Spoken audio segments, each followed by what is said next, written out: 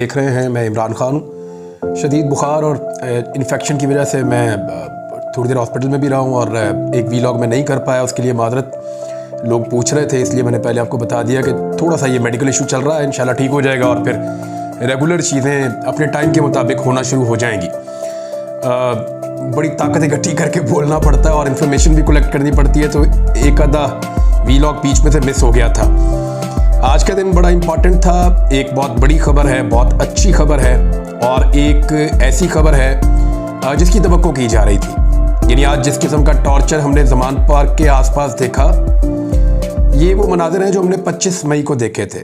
उससे मिलते जुलते मनाजिर हैं। ख़वातीन के ऊपर आंसू गैस फेंकी गई और जो पानी फेंक रहे थे वाटर कैनन के ज़रिए, उसमें कोई केमिकल था मुबैना तौर पे, जिससे खासी तकलीफ़ हो रही थी उन लोगों को जिन पे वो पानी फेंका जा रहा था। लोगों का सांस रुक जाता था। लोगों ने इस बात की शिकायत की है। ख़वातीन के ऊपर टॉर्चर भी किया गया, उन्हें धक्के दिए गए, उन्हें हरासा किया गया, फिर नौजवानों को बहुत ज़्यादा मारा, कुछ लोगों को बहुत ज़ख्मी कर दिया। ज़ख्मी लोगों के मनाजिर जो हैं वो आप सारा दिन सोशल मीडिया के ऊपर देखते रहे। पुलिस को फ्री हैंड दिया गया कि वो लोगों को मारे और पुलिस ने पूरी तसल्ली के साथ लोगों को बहुत ज़्यादा मारा, उनके ऊपर हर तरह का टॉर्चर किया, उनके ऊपर आंसू गैस फेंकी, उन्हें लाठियां मारी और उनको हरासा किया। लेकिन इस बीच में पाकिस्तान के मीडिया को मना कर दिया गया कि आपने इनमें से कोई भी एक मंजर अपनी टेलीविज़न स्क्रीन पर नहीं दिखाना। पाकिस्तान की मीडिया को डूब मरना चाहिए। वो इसलिए कि मीडिया इंसानी हुकूक का अलमबरदार होता है। मीडिया को हमेशा गलत चीज़ों की निशानदेही करनी होती है। आज सियासी कारकुनों के ऊपर बदतरीन तशद्दुद हुआ और इस बदतरीन तशद्दुद को दिखाने के लिए पाकिस्तान के मीडिया को मना किया गया और पाकिस्तान के मीडिया ने बगैर चूं चढ़ा किए वो नहीं दिखाया। लेकिन सोशल मीडिया ने पूरा पोल खोल दिया। तमाम लोगों के मोबाइल फ़ोन्स के अंदर ये विजुअल्स मौजूद हैं जिस किस्म का टॉर्चर पाकिस्तान तहरीके इंसाफ के लोगों के ऊपर किया गया। हुआ क्या, इमरान खान साहब ने एक रैली निकालनी थी, चंद दिन पहले से अनाउंस किया हुआ था और जो रैली निकालनी थी उस हवाले से बाकायदा परमिशन ली हुई थी। रैली निकलने के वक्त से पहले जो इस वक्त की पंजाब हुकूमत है, वैसे मैं सीरियसली आपको कहूँ कि मोहसिन नकवी का कोई कसूर नहीं है। ना मोहसिन नकवी की ये जुर्रत है, ना ये मजाल है, ना उसकी कैपेसिटी है कि वो इतने बड़े फैसले कर सके। मोहसिन नकवी को जो लोग लेकर आए हैं वही उससे ये फैसले करवा रहे हैं। तो मोहसिन नकवी की पंजाब हुकूमत है, मोहसिन नकवी नो वन, मेरे ख्याल में उसके बारे में बात नहीं करनी चाहिए। बस ये देखना चाहिए कि जो निज़ाम चल रहा है या एस्टेब्लिशमेंट है या पीडीएम की जमातें उनके सहूलतकार हैं, हैंडलर्स हैं, इन्होंने ये तय किया क्योंकि इनके पास रिपोर्ट आ गई कि अगर इमरान खान आज घर से निकले तो इतनी बड़ी तादाद में लोग निकलेंगे कि पूरे के पूरे मुल्क में इलेक्शन का सिनेरियो बदल जाएगा। मरियम नवाज की कई दिनों की मेहनत दफन हो जाएगी और पीडीएम की जमातें पूरी तरह से दीवार के साथ लग जाएंगी और ये काम लाहौर की आवाम कर गुजरेगी। पिछली मरतबा जब इमरान खान साहब ने अदालत आने का फैसला किया तो चंद घंटों के अंदर ही इतनी बड़ी तादाद में लोग आकर इमरान खान साहब के साथ जुड़ गए कि वो एक बड़ी खौफनाक बहुत बड़ी रैली बन गई और वो हॉन्ट करने लगी सहूलतकारों को और पीडीएम को, पीडीएम के जो हैंडलर्स हैं उनको, एस्टेब्लिशमेंट को, सब परेशान हो गए कि ये क्या हो गया। फिर जब इमरान खान साहब इस्लामाबाद गए तो उस पर एक और दिक्कत पैदा हुई और अब तो वो अनाउंस करके एक पॉलिटिकल रैली निकाल रहे थे और इस रैली को हज़रत अली हजीवेरी रहमतुल्लाह अलैह के दरबार तक जाना था लाहौर में और वो रैली ज़मान पार्क से निकलनी थी। जब लोग पहुंचना शुरू हुए तो बिल्कुल 25 मई वाले वाक़यात हमने होते हुए देखे। पुलिस ने जो गद्दार गाड़ियां थी, गाड़ियों में भी गद्दार होती हैं मुझे आज पता चला, और गद्दार गाड़ियों को तोड़ना शुरू किया। पिछली मरतबा पुलिस ने चंद गाड़ियां तोड़ी थी, आज ज़्यादा गाड़ियां तोड़ी हैं। उसकी वजह यह है कि इमरान खान साहब को जब पंजाब हुकूमत मिली तो इमरान खान साहब के साथियों ने कुछ ने ये मशवरा दिया भी था कि वो पुलिस वाले जिन्होंने गैर आईनी और गैर कानूनी काम किया और पाकिस्तान तहरीके इंसाफ के कारकुनों पर बिला जवाज़ तशद्दुद किया था और इमलाक को नुकसान पहुंचाया था, उन पुलिस वालों के खिलाफ कानूनी कार्रवाई की जाए। लेकिन इमरान खान और परवेज़ इलाही की हुकूमत ये करने में मुकम्मल तौर पर नाकाम रही और उस नाकामी के बाद पुलिस वालों का हौसला बढ़ा और उन्होंने आज दोबारा उन अहकामात को बजा लाए जिन अहकामात को वो 25 मई को उन्होंने फॉलो किया था। अच्छा, अहकामात के हवाले से मैं आपको बता दूं कि ये जरूरत कभी भी सियासी हुकूमत में नहीं होती और निगरान हुकूमत में तो बिल्कुल भी नहीं होती। आप सब समझदार हैं कि वो कौन से हैंडलर्स हैं जो इस हुकूमत को भी हैंडल कर रहे हैं और निज़ाम को भी हैंडल कर रहे हैं और इस किस्म का टॉर्चर या तशद्दुद करवाते हैं।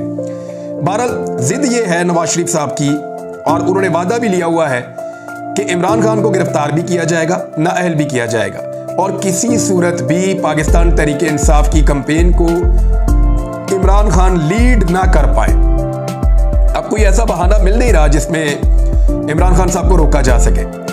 तो सुबह के वक्त जो है वो पंजाब हुकूमत की अथॉरिटीज़ को इस्तेमाल किया गया, और एक दफ़ा 44 जो है वो पहले लगा दी गई 7 दिन के लिए, ताकि रैली ना निकले। और फिर उसके बाद बड़ी तादाद में पुलिस, कंटेनर्स, वाटर कैनन, आंसू गैस, लाठियाँ, एंटी रॉइड फोर्स, वो सारे पहुंचा दिए ज़बान पार्क में। कारकुन आते रहे, मार खाते रहे, आते रहे, मार खाते रहे, और ये सारा दिन तमाशा लगा रहा। आज ख़वातीन के आलमी दिन पर ख़वातीन के ऊपर भी पुलिस ने तशद्दुद करके एक ज़बरदस्त मिसाल कायम की है। पूरी दुनिया में थू थू हो रही है पाकिस्तान की हुकूमत पे और पाकिस्तान के निज़ाम पे कि ख़वातीन के आलमी दिन के ऊपर ख़वातीन को किस किस्म के टॉर्चर का निशाना बनाया गया। इंटरनेशनल ह्यूमन राइट्स फाउंडेशन यानी इनका भी स्टेटमेंट आए हैं, और बहुत सारे और दीगर तंजीमों के स्टेटमेंट्स आए हैं कि पाकिस्तान में जो ब्रूटैलिटी हो रही है शहरियों के ऊपर, इंक्लूडिंग वुमेन जो पार्टिसिपेट कर रही हैं तहरीक इंसाफ की रैली में, ये इंतहाई काबिल मुज़म्मत है, और उन्होंने इसकी मुज़म्मत की है। वो कह रहे हैं कि यहाँ पे रिपोर्ट्स हैं कि एक्सपायर टीयर गैस जो है वो इस्तेमाल किए गए हैं। ये बहुत बहुत ख़तरनाक होता है, याद रखिएगा। इसके असरात हमेशा आपके साथ रहते हैं अगर आपके ऊपर एक्सपायर आंसू गैस की शेलिंग की जाए तो पुलिस को तो इससे फ़र्क नहीं पड़ता, लेकिन मीडिया के लोगों ने जब ये आंसू गैस के शेल इकट्ठे किए तो इनके ऊपर जब डेट्स देखी तो पता चला कि ये दिसंबर 2022 में एक्सपायर हो चुके हैं, 3-3, 4-4 महीने पहले, और उन शेल्स को फायर किया जा रहा है निहत्ते कारकुनों के ऊपर।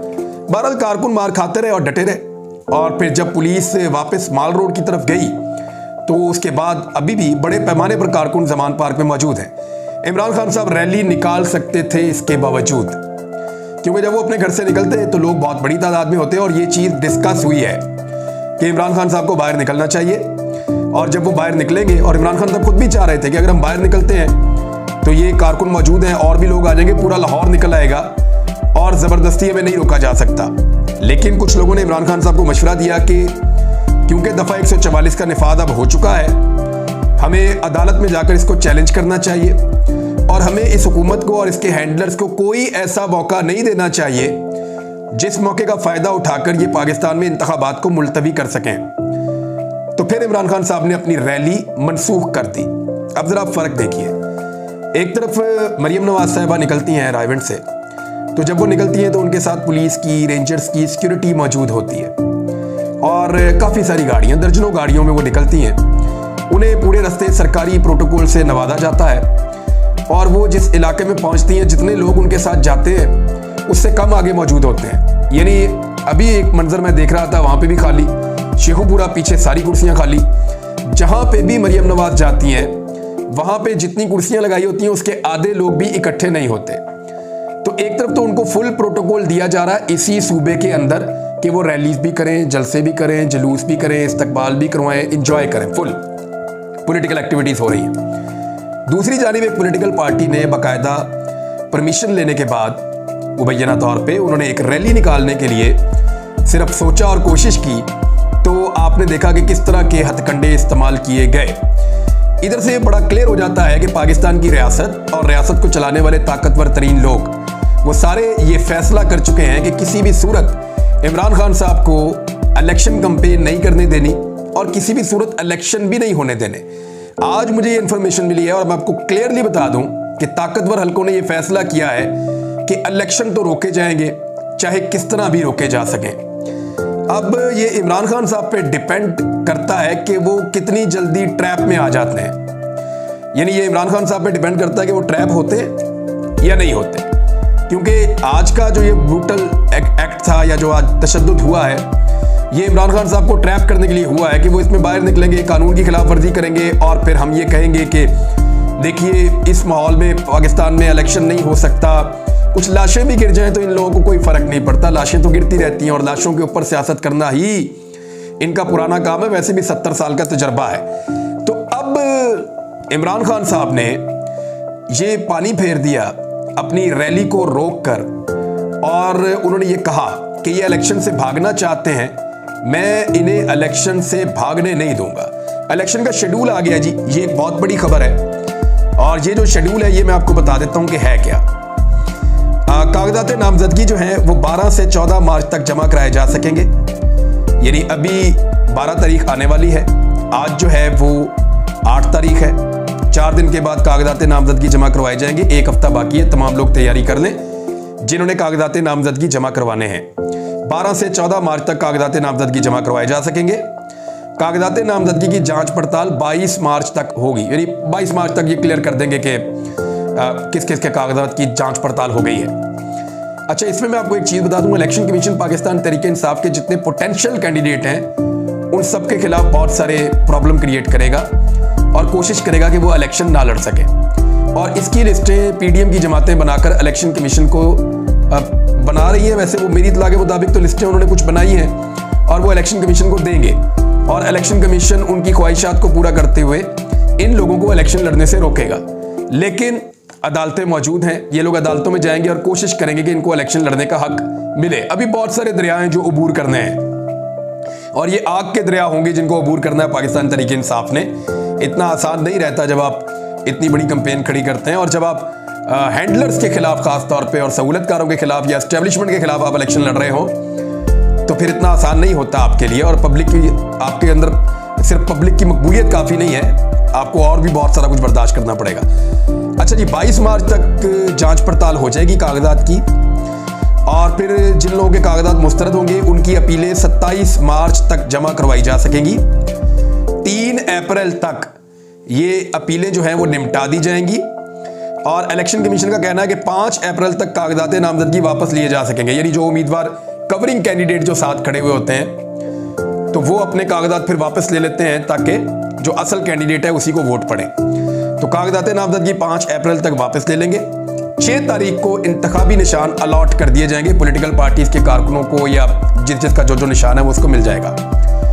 और पंजाब असेंबली के इंतखाबात के लिए पोलिंग 30 अप्रैल को की जाएगी। इलेक्शन शेड्यूल के मुताबिक खवातीन और अक़लियतों की मखसूस नशस्तों के लिए तरजीही फहरिस्तें 14 मार्च तक जमा करवाई जा सकेंगी। ये चलो वो तो खवातीन की तो वो तो अलग चीज़ें हैं ना, लेकिन 30 अप्रैल को पोलिंग डे होगा। और यानी डेट्स तो जो उन्होंने दी थी सदर पाकिस्तान को वो 30 से 7 मई तक की दी थी, 30 अप्रैल से 7 मई, लेकिन 30 अप्रैल को पोलिंग डे होगा पाकिस्तान में और उस रात से रिजल्ट आना शुरू हो जाएंगे और आपको पता चलेगा कि पंजाब में इंतखाबात कौन जीत रहा है। खैबर पख्तूनख्वा में अभी तक किसी नतीजे पर नहीं पहुंचे। गवर्नर और इलेक्शन कमीशन मिलके उनके पास थोड़ा सा टाइम अभी बाकी है, लेकिन अगर उन्हें 90 दिन के अंदर इलेक्शन करवाने हैं तो वहां इलेक्शन फिर पंजाब से पहले हो जाएंगे। ये बात याद रखिएगा, अगर 90 दिन वाले फॉर्मूला पे जाना है तो पंजाब से पहले खैबर पख्तूनख्वा में इलेक्शन होने चाहिए। लेकिन अब क्योंकि वो डिले में जा रहे हैं, अगर वो इलेक्शन कमीशन ऑफ पाकिस्तान और governor Khyber Pakhtunkhwa supreme court of Pakistan के फैसले पर अमल दरामद नहीं करते तो वो तौहीन अदालत की एक कार्रवाई का सामना करेंगे और आने वाले वक्त में पाकिस्तान तहरीक इंसाफ के वकला तौहीन अदालत की कार्रवाई के लिए अदालत से रुजू कर सकते हैं। दूसरी जानिब जो है वो इमरान खान साहब का मैंने आपको बताया कि रास्ता तो हर हाल में रोकना है। देखिए, एक तरफ इलेक्शन शेड्यूल आ गया और इमरान खान साहब को इलेक्शन लड़ना है और अपनी पार्टी को इलेक्शन लड़ाना है। अब इलेक्शन लड़ने के लिए इमरान खान साहब को बाहर निकल के कंपेन करनी पड़ेगी, लेकिन जब वो बाहर निकलेंगे तो मुकदमात होंगे, उन्हें गिरफ्तार करने की कोशिश की जाएगी। ऐसी सूरत हाल में स्ट्रेटजी कोई नई बनानी पड़ेगी पाकिस्तान तहरीक इंसाफ को। कोई ऐसी हिकमत अमली तैयार करनी पड़ेगी जिसमें देखें इलेक्शन कंपेन तो इमरान खान साहब की पूरी हो चुकी है और जो थोड़ी बहुत कसर रह गई है वो मरियम नवाज साहिबा पूरी कर रही है। जैसे जैसे मरियम नवाज साहिबा अपनी कंपेन को आगे बढ़ा रही है उसका फायदा पाकिस्तान तहरीक इंसाफ को हो रहा है। और जिस तरह की महंगाई इसहाक डार जैसे नमूने ने पाकिस्तान के ऊपर मुसल्लत कर दी है वो भी आपके सामने है। यानी मैं उस मीटिंग में था जब पाकिस्तान के आर्मी चीफ ने कहा कि इसहाक डार ने पाकिस्तान की इकॉनमी का सबसे ज्यादा बेड़ा गर्क किया है। अगर इकॉनमी की तबाही के लिए कोई आदमी जिम्मेदार है तो वो इसहाक डार है। और इस बात का एतराफ मिफ्ता इस्माइल ने उस वक्त के army chief general retire Qamar Javed Bajwa के सामने किया था। लेकिन अभी इस वक्त जो है वही वाला इसहाक डार मौजूदा आर्मी चीफ के साथ बैठकर बिजनेस कम्युनिटी के साथ मुलाकात कर रहा है और यकीन दिलाया जा रहा है कि पाकिस्तान के हालात मईशत के ठीक हो जाएंगे। देखिए, क्योंकि जो मईशतदान है अगर वो हमें ये बात कहें तो हमें यकीन आ जाएगा। और अगर कोई ऐसा शख्स ये बात कहे जिसका मईशत से कोई ताल्लुक नहीं है या उसका इसमें कोई मैंडेट नहीं है, चाहे वो जितने मर्जी बड़े ओहदे पे बैठा हुआ हो, तो उस आदमी की बात पे यकीन करने की कोई वजह नहीं है, क्योंकि उसकी ये एक्सपर्टी नहीं है। वो अपनी एक्सपर्टी के ऊपर बात करेगा तो हम यकीन करेंगे, लेकिन जब वो बात करेगा मईशत के ऊपर या ऐसी चीज़ों पे जिसमें उसका काम नहीं है, तो फिर लोगों को यकीन नहीं आता। लेकिन पाकिस्तान के अंदर ये एक सेट पैटर्न है कि ताकतवर लोगों से ही लोग मिलना चाहते हैं, और जो पाकिस्तान की ताजर कम्युनिटी है वो हमेशा चाहते हैं कि आर्मी चीफ से उनकी मुलाकात होती रहे। तो इसहाक डार साहब ने यकीन तो दिलाया आर्मी चीफ की मौजूदगी में, और मुबैना तौर पे आर्मी चीफ ने भी यकीन दिलाया है। लेकिन देखते हैं कि क्या होता है, क्योंकि इससे पहले मुझे याद है अच्छी तरह DGISPR ने कहा था कि रुपया भी मुस्तहकम हो गया और मार्केट भी मुस्तहकम हो गई और डॉलर का रेट भी ठीक हो गया, लेकिन फिर हमने देखा कि पाकिस्तान की मईशत ही पूरी की पूरी तबाह हो गई। तो इसलिए क्योंकि DGISPR को कोई नॉलेज नहीं था इकोनॉमी का, मईशत के ऊपर उनकी कोई ग्रिप नहीं थी, तो उनको आइडिया नहीं था DGISPR को। उनका कसूर नहीं है, उनका नॉलेज ही इतना था बेचारे का। वो क्या करते हैं इसमें, तो उन्होंने जो कहा हो सकता है गुडविल में कह दिया हो या हुकूमत की दरखास्त पे कह दिया हो या अपने दिल की आवाज़ कह दी हो, लेकिन वो हुआ नहीं। तो अब वो हो जाएगा, इसका आप यकीन से कुछ कह नहीं सकते। बहरहाल इमरान खान साहब की गिरफ्तारी के लिए बलूचिस्तान पुलिस को भी लाहौर पहुंचा दिया गया है, और आज जो लड़ाई शुरू की गई है, हालांकि पुलिस ने गाड़ियां तोड़ी, लोगों की बहुत बड़ी तादाद में दर्जनों गाड़ियां तोड़ दी, जुल्म किया, लेकिन फाइनली आप देखेंगे कि मुकदमा पाकिस्तान तहरीक इंसाफ के कारकुनों के ऊपर दर्ज किए जाएंगे। और सारा दिन मीडिया ये बताता रहा, जो सोशल मीडिया है, क्योंकि पाकिस्तान का जो रवायती मीडिया उसको तो मना किया कि वो तो दिखा ही नहीं सकते, तो सोशल मीडिया सारा दिन ये बताता रहा कि PTI के कारकुनों ने किसी किस्म का जवाबी हमला नहीं किया, किसी किस्म का, और पुलिस ने यकतरफा ब्रूटैलिटी और तशद्दुद किया है, यकतरफा जबर था जो आज सारा दिन वहां पे होता रहा है। बहरहाल इमरान खान साहब को एक नई हिकमत अमली के साथ बढ़ना पड़ेगा, और ये लोगों का एक बहुत बड़ा इम्तिहान है। इलेक्शन कैंपेन कैसे चलानी है, किस तरीके से मोटिवेट करना है लोगों को, कैसे वोटरों को बाहर निकालना है, कैसे अपने वोटों का तहफ़्फ़ुज़ करना है, ये बहुत इंपॉर्टेंट सवालात हैं और इस पर हिकमत अमली बनानी पड़ेगी। यहाँ जो सबसे अहम रोल हो जाएगा ना, वो पाकिस्तान की अदालतों का होगा, कि क्या पाकिस्तान की अदालतें पाकिस्तान के अंदर जमहूरियत और इंसानी हुकूक का तहफ़्फ़ुज़ कर सकती हैं। अगर कर सकती हैं तो ये मौका है, उन्हें साबित करना पड़ेगा। अब तक के लिए इतना ही, अपना ख्याल रखिएगा, अपने इस चैनल का भी।